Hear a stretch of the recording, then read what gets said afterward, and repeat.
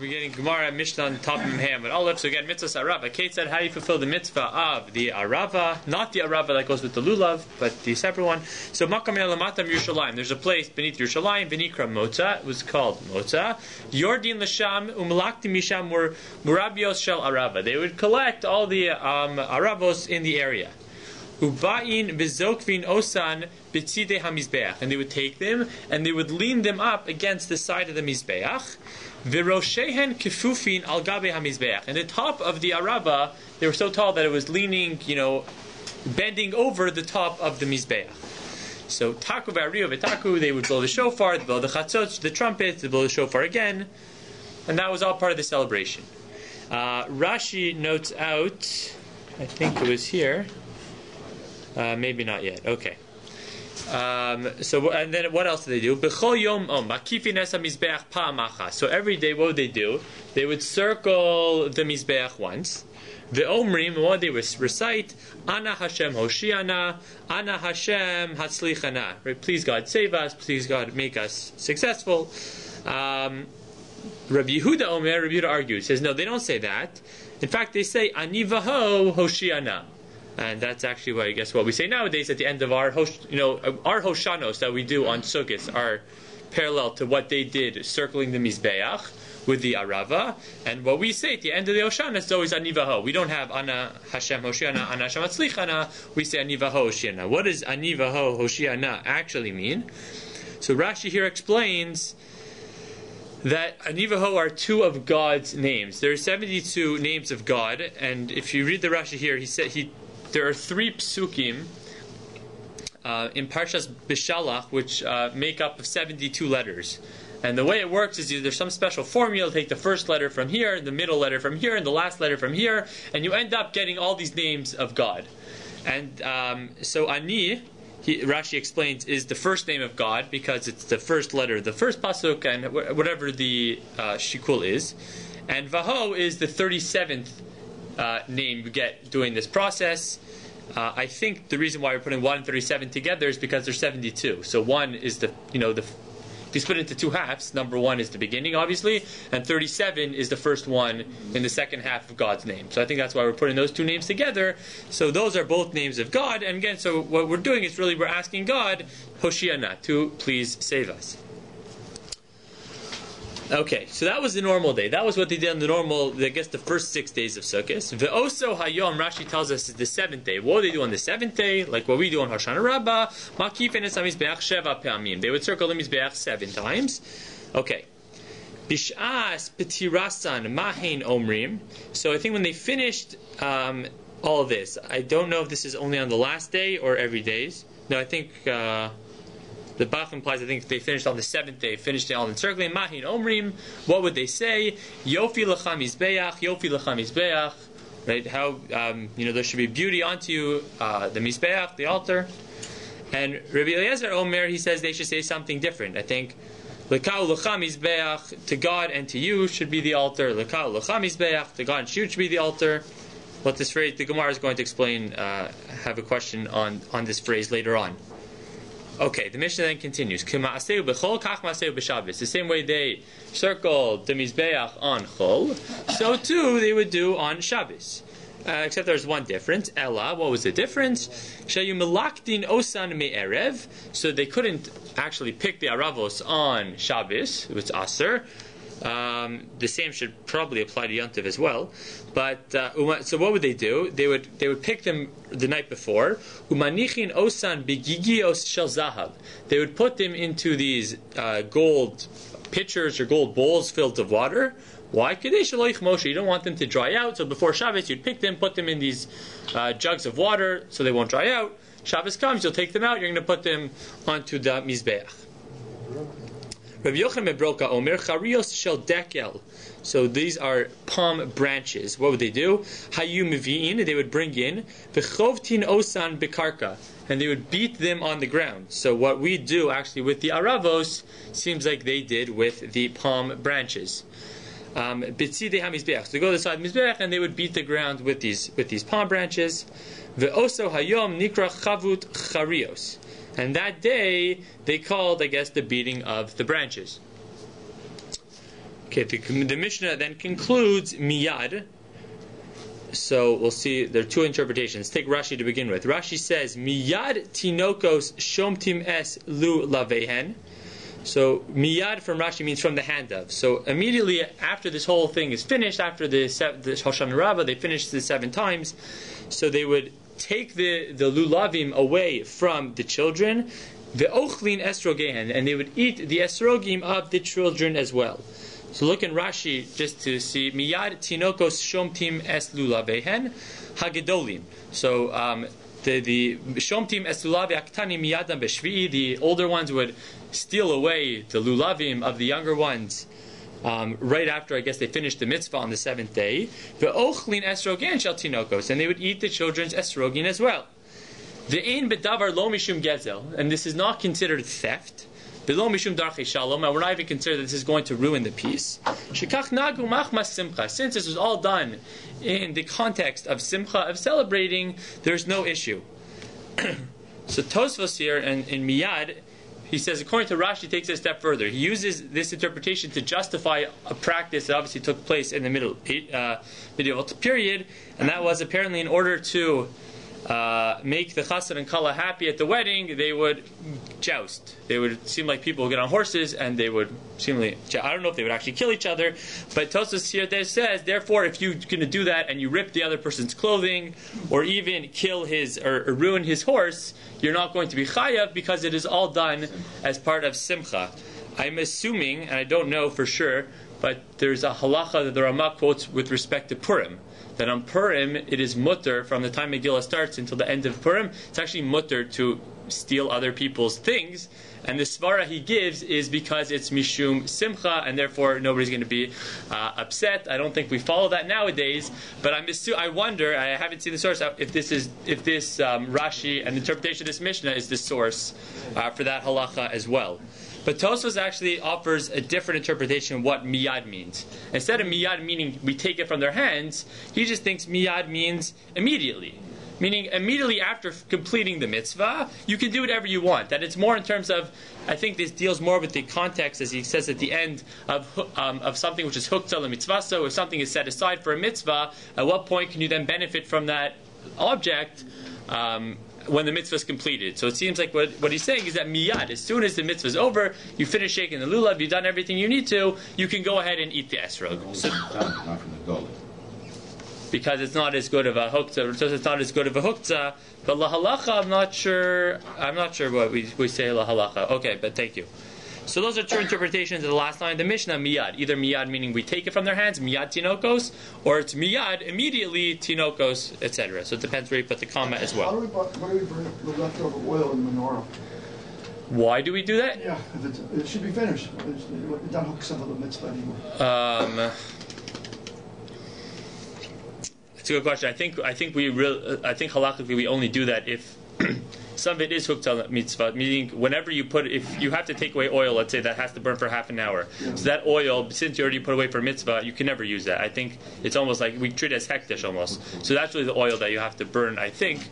And we just don't want you to make a mistake. You come to use it during the year, so we tell you to burn it. Okay, let's start the Gemara. Gemara says, Tana, Makom Klanya Hava. So we're talking about the place where they picked the Aravos from. So it was Makom Klanya. What does that mean? Rashi explains, Klanya ben Chorin min Hamas Shamelech. So it was an area that was free of tax. The king didn't tax that area. Okay. Betana didan my time akari le motza. So why do we call it motza? So Aidi de mifik mikraga de malka. So we're saying because it was exempted from the taxes of the king. So kind of left. You can say left the tax of the king. Karile motza. I think motza is from the same word of yatsa, to leave, to exit. So it left the taxes, the area of taxes of the king, and therefore we call it motza. Okay. Next Gemara talking about that they would lean these aravos on the sides of the mizbeach. Okay, so Tana Rabos va'arukos ugvohos echad asar ama. So they would, I guess, pick a lot of these different willows, and they were long and they were tall. They were at least 11 amos tall. Were they 11 amos tall? Which is really tall. That's close to 20 feet. Kedei sheyehu gochos al hamizbeach ama. Because we wanted the top of the arava to lean over the mizbeach at least 1 amma. Okay. Amar Meremar, Mishu Mar Zutra. So Meremar says the name of Mar Zutra, Shma Mina. What do I learn from here? Al Hayesod Manach Lahu. Okay, so there's a really long Rashi here. Let's try to sum it up quickly. What Rashi says is that when you have the Mizbeach, it's almost 3 different boxes or areas on top of each other. You started off with a base, and that was 1 amatal, and then it says here it's 32 by 32, which I'm assuming means 32 tfachim by 32 tfachim. So you have that box on the bottom, and that's the base. Then on top of that you have, and that was again 1 amatal. On top of that you have another area, which is another box almost, which is 5 amos tall, and 30 by 30. So yeah, with 30 by 30, that means I guess in every direction it's 1 tefach. No, it can't be tefach. It has to be amma. I think it has to be an amma. Sorry, so it might be 1 amma in. It goes 1 amma in, and then 5 tfachim tall, and that is 30 by 30. On top of that, there goes another. It's 28 by 28 in terms of the width and the length, and the height is 3 amos. So what you have again, it ends up being 9 amos tall altogether. So the way it works is the bottom. Sorry. Yes. So let's try to visualize again. The bottom area, the width and length is 32 by 32 and 1 amma tall. Then you have another box 30 by 30. So again, it's like an amma in on every direction, and then that goes 5 amos tall. And then you have 28 by 28. So again, going in 1 amma, and then 3 amos tall. Okay. No, I don't think so. I think according to Rashi here, it's 9. 10 am. Sorry? 10 am. No, it adds up to 9. Right. Rashi here says 9. Where do we get up? 1, 5, 6, and 3 is 9. Yeah, correct. No, I'm saying where do we get 10 from? That's what you think. I seem to remember from. Oh, so I don't know. The corner also. Oh, because the Karen, maybe on top of that you put a Karen, you put the corners on top of that, so maybe that's how you got to 10. Okay, thank you. But I guess I'm talking about the boxes to begin with. But it says the rubber was 11, and it's over right. by 1, so therefore would mean that the Mizbeach. Well, no, so we're going to talk about, that's why we're going to talk about where you put this arava.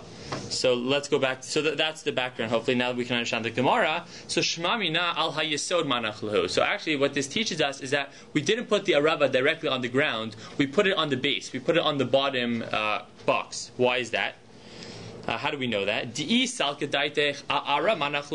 you think you put it on the ground, so michti wouldn't make any sense, because what would it be? First it has to go 1 amma on top of the bottom base, and then it will have to kanas amma, and then we assume to have to go 1 amma in.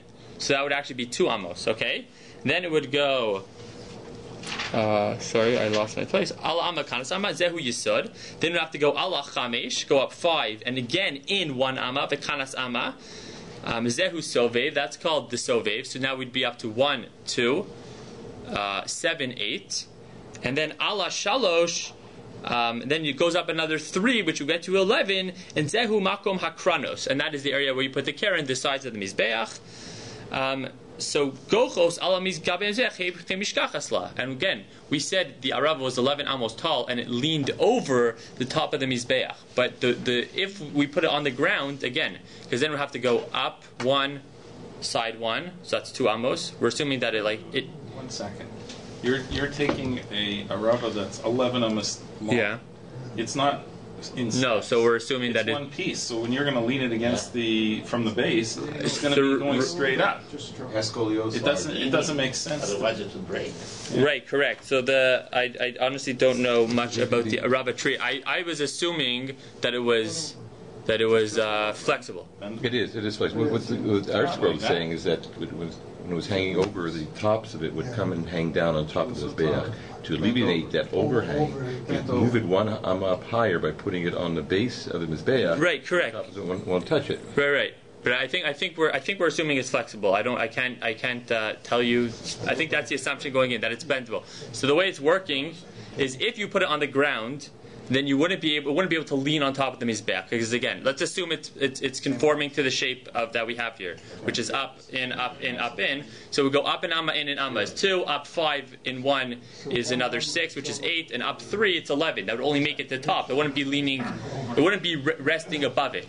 So therefore, the Gemara says it must be that we place it on the yisod. We place it already 1 amma up. So we get more extra, we get some extra room, and therefore we know it's leaning over the top of the mizbeach.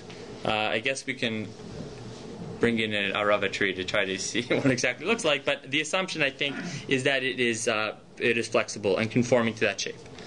So elolav, we continue the Gemara shmamina. Ayesod manach lehu shmamina. It must be that we place it on the base. That is the only way it can lean over the top, and that seems to be a good proof. Okay. Be where the kids throw it up to the top. I don't know. That could be. But it could be based on this. You never know. Amar Rabbi Avahu. Let's continue the Gemara. My kra'ah. So Rashi explains my kra'ah, meaning what is the pasuk that teaches us the olos lamala mina mizbeach, that the arava goes above the top of the mizbeach. So Shneimar Isru Chag Ba'avotim Ad Karnos HaMizbeach. So this is a pasuk we recite in Hallel, and here what we're saying it means is that we bind up. So here, look at Rashi. Isru Chag Ba'avotim means Bi'ilanos. We're talking about the trees. Kimo Ovein Avotin Haisa Tzamarto. Okay, so just quoting you psukim, how we know it means the trees. But what we're learning out from this pasuk is that we're binding up the avos here, which we're saying is the, which we're I guess treating as the trees, or in this case the arava, and it goes ad karnos hamizbeach, which Rashi then says ad karnos hamizbeach, ad karnos shehem givohos min hamizbeach, because we said on top of this. The structure we talked about, 1 amma, 5 amos, 3 amos. On top of that, you put the corners of the mizbeach, which you would sprinkle blood onto and do separate types of avoda onto the corners of the mizbeach. So, in order to get to the ad karnos mizbeach, in order to get to the keren, it has to go above the mizbeach. So, this is the pasuk we're using to prove our point. Now, the Gemara is going to go through a few different interpretations of what else this pasuk can mean. So Amar Rabbi Avahu, Amar Rabbi Elazar, Kol hanotel lulav be'agudo. Anybody who shakes lulav, who ties, agudo means as tied up on sukkahs, vehadas be'avaso, and he takes the hadas as well. Ma'aleh alav akasuv ki'ilu bana mizbeach v'hikriv alav korban. It's as if that person built a mizbeach and sacrificed upon it a korban, which is a good thing. Shne'emar, what is the pasuk? Isru chag ba'avotim ad karnos hamizbeach. So isru, what Rashi says is aguda shalulav. Isru can mean to bind up. So what that pasuk is telling us, according to this opinion, which is Rabbi Avahu Amar Rabbi Elazar, is that you take up the lulav, and it's as if ad karnos hamizbeach, right? And you're almost putting it onto the mizbeach, so therefore it's as if you're giving a korban. It's a nice drush he's making out of it. And now another one, Amar Rabbi Yirmiyah Mishum Rabbi Shimon ben Yochai, Rabbi Yochanan Mishum Rabbi Shimon HaMechuzi, Mishum Rabbi Yochanan HaMakusi. A lot of rabbis quoting each other. Kol ha'oseh Isur lachag ba'achila ushtia ma'ale alav akasuv ki'ilu bana mizbeach v'hikriv alav korban. So again, now we're talking about if somebody takes an Isur lachag. So here I think we're saying an aguda, some sort of bundle, meaning you're eating a lot and you're drinking a lot, you're celebrating. So if you're celebrating on Sukkot, it's as if you built a mizbeach and gave a korban. Again, Shneimar Isru chag ba'avotim ad karnos hamizbeach. Rashi just notes here, ba'achila ushtia, the third line of Rashi, Shekore lachag oneg b'machal mishtes. The first one says he's honoring the chag by eating and drinking. And v'yesh omrim yom shel achar chag. Some people say he's actually talking about the day after the chag, which we refer to as Isru chag. So obviously, based on the Isru chag b'avotim, we want to, maybe Rashi says that's maybe what it's talking about. Okay, now the Gemara for the next little bit is going to go on a tangent talking about different statements made by Rabbi Yirmiyah in the name of Rabbi Shimon ben Yochai. The first one we actually saw maybe less than 2 months ago in Yuma. Amar Chizki Amar Rabbi Yirmiyah Mishum Rabbi Shimon ben Yochai Kol ha-mitzvos kulan ein adam yotze bahen ela derech Gedalia san. In order to perform a mitzvah, you have to perform the mitzvah in the way that the object grows. I think that's why when it comes, for example, he doesn't give the example here, but when it comes to I think lulav and esrog, you have them standing upwards because that's the way they grow. So Shnei Amar, what's the pasuk to teach you this principle? Atzei shitim omdim, referring to the cedar trees that were used in the Mishkan. So the fact that it says omdim, standing up, we're saying standing up meaning the way it grew. That's going to be the way you should use the object for the mitzvah. Tanya nami hachi. We have another brayso to prove the same point. Atzei shitim omdim she'omdim derech Gedalia san. Okay. Tavar acher. This pasuk of Atzei shitim omdim can actually teach us maybe another principle. Omdim, what does it mean, omdim? Shema'amidin es tzipuyan. So that it is able to hold up the gold which covers the piece of wood.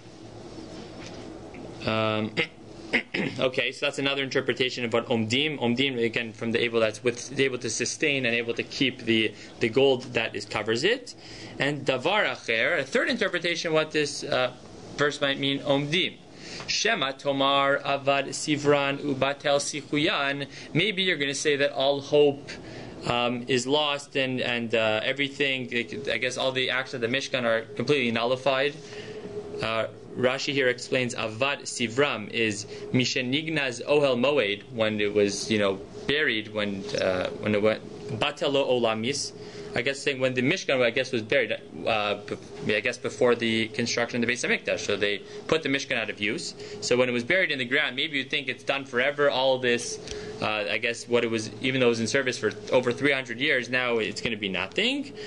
So Talmud Lomar, no. Atzei shitim omdim she'omdim le'olam ul'olmei olamim. That it will remain forever. You shouldn't think that it's going all for nothing at this point. Okay, different interpretations of what that pasuk can mean. All right, next statement of Rabbi Yirmiyah Mishum Rabbi Shimon ben Yochai. Ve'amar Chizki Amar Rabbi Yirmiyah Mishum Rabbi Shimon ben Yochai. Yachol ani liftor es kol ha'olam kulo min hadin miyom shenivrati arata.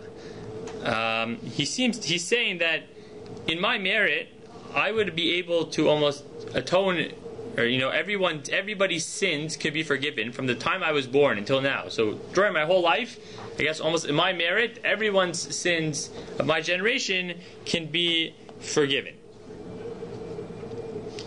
V'il malei, and then he continues, V'il malei Eliezer bini imi, and if I would have had Eliezer, my son, with me, so not only would we be able to do that, miyom shenivra ha'olam v'ad achshav, we'd be able to, withstand the sins from the day the world was created until now.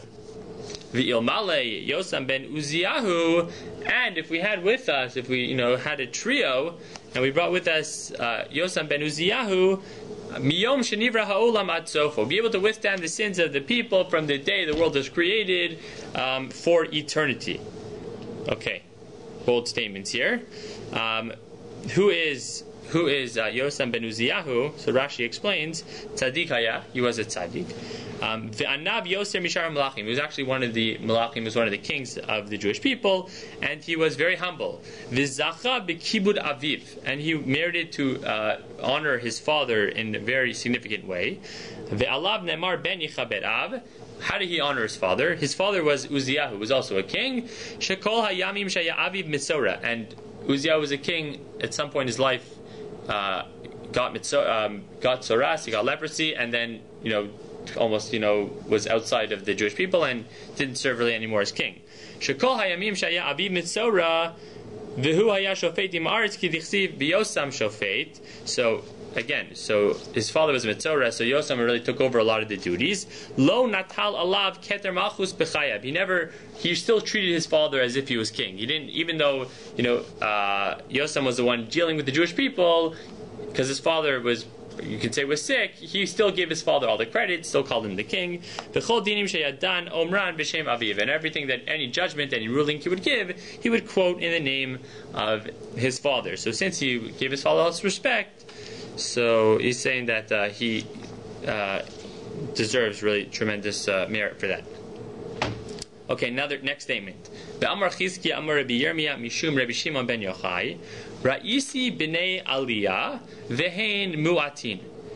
So what are he says? I've seen the b'nei Aliyah, and there are very few of them. So who are the b'nei Aliyah? Rashi says Ra'isi b'nei Aliyah Ve'hein Mu'atin Ro'eh ani lefi ma'aseh habrios she b'nei Aliyah. Who are they? Again, Kas, they're a group of people, Hamekablim Pnei Shechina, who are able to, quote unquote, greet the face of Shechina. Gets time of people who are really great and can come close to God. Mu'atim Haim, there are very few of them. He says, Im Elefhain, if there are 1,000 of them in the world, Anu Vanai Mehen. So I'm part of that group. Me and my son are part of that group. Im Me'ahaim, if there are only 100 of them, Anu Vanai Mehen. We're still part of that group. And Im Shnayhen, if there are only 2 people in the world who are at that level, you know who they are? Ani Ubanayhen. It is me and my son. Someone interesting I didn't really get to look into. It seems to be pretty arrogant statements coming from Rabbi Shimon ben Yochai. I'm assuming there's something behind them, but I don't know what it is. So that's the statement. So now we ask, Umi Zutre Kulehai, are there really so few people who can come close to God? The Ha'amar Rava, but Rava says, there's a bit of a change of a girsa here, but Tamne Sari Alpha Dara Hava Dekame Kuchabrichu. There are 18,000 people who are around God. Shne'emar Saviv Shmona Asar Elef. There are 18,000 people surrounding God. So how can you say there's nobody close to God if, I guess, in Nevuah and Yechezkel there are 18,000 people surrounding him? Lo Kasha, not a problem. Ha demistakli ba'aspaklaria ha'me'ira. But ha de lo mistakli ba'aspaklaria ha'me'ira. No, there are different levels. There are very few people who can almost look at God very clearly. Aspaklaria ha'me'ira. It's clear. It's light. So there are very few people, but there are people, who are, a level below that who can see God. You could say almost in a less clear manner, and the people Yechezkel is referring to are the people on the second level. But now the Gemara continues and asks, Mistakli baspaklaria meira mizutre kulehar. There are really so few people who do that as well. The Ha'amar Abaye says, Lo pachos alma mitlati meshisa tzadike de mekable ape shchina b'chol yom. The world has at least 36 tzadikim, righteous people every generation, who are able to greet the Shechina every day. Shne'emar ashrei kol choche lo. Praiseworthy are those who wait for God. And lo lamed vav b'gematria tlati meshisa havu. It's 36, right? If you ever heard the phrase of 36, tzaddik in every door, coming from here. So again, it seems like there are at least 36 people. That's so few. So he says, lo kasha. No, it's still not a problem. Ha da'ayli bibar, ha da'ayli below bar. So what does that mean, bibar? So Rashi says, rishus. So there's some people, I think, who need special permission to see God. So those, I think, are a lot of people.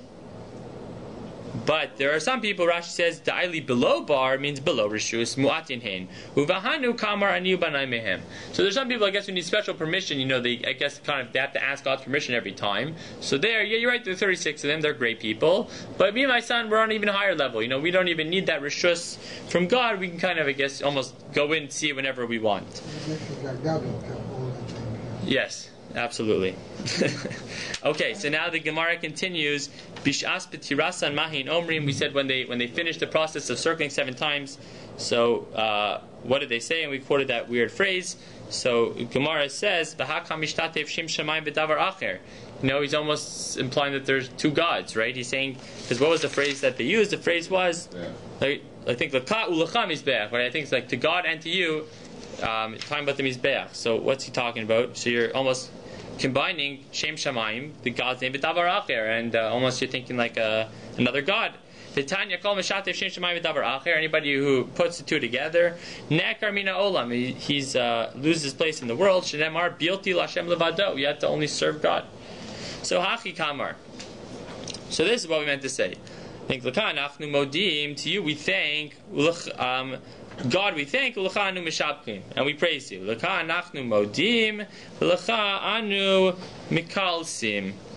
So just talking about how we use these different words to really just praise God, right? That's what Rashi just says. L'cha anu asin es hakavod hazeh. We give this honor to you. L'cha anu modim shu elokeinu. L'cha anu mishabchim shetach chaviv lefanav l'chaper aleinu. Okay, so Oh, so I think what it's referring to is saying that to you, L'cha is referring to God, and L'cha is referring to the Mizbeach. That the Mizbeach is being used almost as a vehicle to get them closer to God, not viewing it as a separate entity or as a separate God unto of itself. Okay, so let's try the last sugya we'll do today. Kima'asehu bechol. Okay, so what is this Gemara talking about? We're talking about the same Rabbi Yochanan ben Broka. Rabbi Yochanan ben Broka says that they would take charios shel dekel, that they would bring palm branches and they would beat the ground with the palm branches. So my time is Rabbi Yochanan ben Broka. Why does he say that we bring palm branches maybe instead of the arava? Dichsiv kapos, because when it talks about the palm in the pasuk, kapos marim, so it's written with the vav. So it's not written with the vav. Sorry, kapos implies plural. Shnaim, right? Achas lulav. So one time is for the lulav. The achas mizbeach, and then you take the palm branch and you do service to the mizbeach as well. For Rabbanan Amri, no. Kapos ksi. You're right, it's kapos, it seems like plural, but it's not written with a vav, which would imply plural, it's written without a vav, so you can almost read that as, like kapas tamarim, you read it as singular, and therefore we don't require you to do the avoda with the mizbeach, with the palm branch, use the arava. Rabbi Levi Omer Kitamar.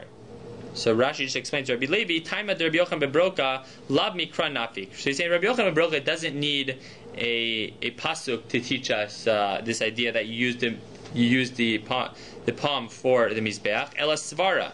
It's only a svara. Siman yafe lekilusan shel Yisrael. It's a good sign to praise the Jewish people. So ma tamar ze ein lo ela lev echad. The same way a palm tree only has one heart, which Rashi explains mean I think that there's moach, that there's some sort of liquid inside of the inside the tree, and it all is grouped in one area. So same way they only have one lave. Af Yisrael ein lahem ela lev echad avim sheva shamayim. So to the Jewish people shall have one heart. Everyone come together to serve Hakadosh Baruch Hu. Okay. Amar Rabbi Yehuda Amar Shmuel lulav shiva v'sukkah yom echad. So what does this mean? Sukkah 7 days and lulav 1 day. So Rashi explains we're talking about a bracha. So the first statement is that we make the bracha on the sukkah 1 day. Break the bracha on the lulav 7 days and the bracha on the sukkah 1 day. Why would we do that? My taima. So lulav dimit paske leilos miyamim kol yoma mitzvah be'ape nafshehu. So when it comes to the lulav, you have to do it during the day. So every night breaks up the mitzvah of lulav. So therefore, you have 7 separate mitzvahs. 1 day 1, day 2, etc. So make a bracha every single day. But sukkah, when it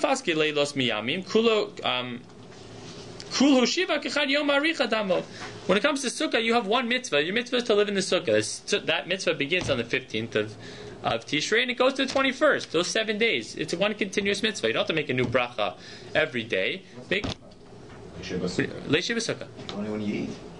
Well, that's what. Well, we paskin nowadays that you only make when you eat, because the Chachamim really made a way to be koveya. How do you live in the sukkah? But theoretically, if you're living in the sukkah, theoretically you can make a bracha. What's leishi b'sukkah? It's not lechol b'sukkah. I think the Chachamim said how do you define your way of living in a sukkah? So they put that around eating. But that's the bracha they're referring to. So. Virabba bar Barchana Amar Rabbi Yochanan, he flips it. Sukkah shiva. No. Sukkah you make 7 days. Lulav yom echad. Why? My taima. Sukkah deoraisa. Right? We have a mitzvah to eat in the sukkah 7 days. Sukkah deoraisa shiva. But lulav derabana. Right? The mitzvah of lulav l'kachtan lechem bayom harishon. It's only the first day. We only do 7 days zecher lemikdash. So sagi le bechad yoma. So we only have to make a bracha on 1 day. Then ki asa Ravin Amar Rabbi Yochanan. So echad zev echad zeh shiva. No. For both of them, you make a bracha all 7 days. That is what we do nowadays. And Amar Rabbi Yosef is actually not quoted the Rabbi Bar Barchana. Biyatcha. Everyone should remember what Rabbi Bar Barchana said. So he was the one who said Sukkah 7 days, lulav 1 day. Tekulu Amorai kaima kavase. Because everyone holds like b'sukkah. Because everybody holds like Rabbi Bar Barchana when it comes to the sukkah. When it comes to the sukkah, we hold like Rabbi Bar Barchana. Again, that's what we do. Sukkah 7 days, and we also lulav for 7 days. We will end here.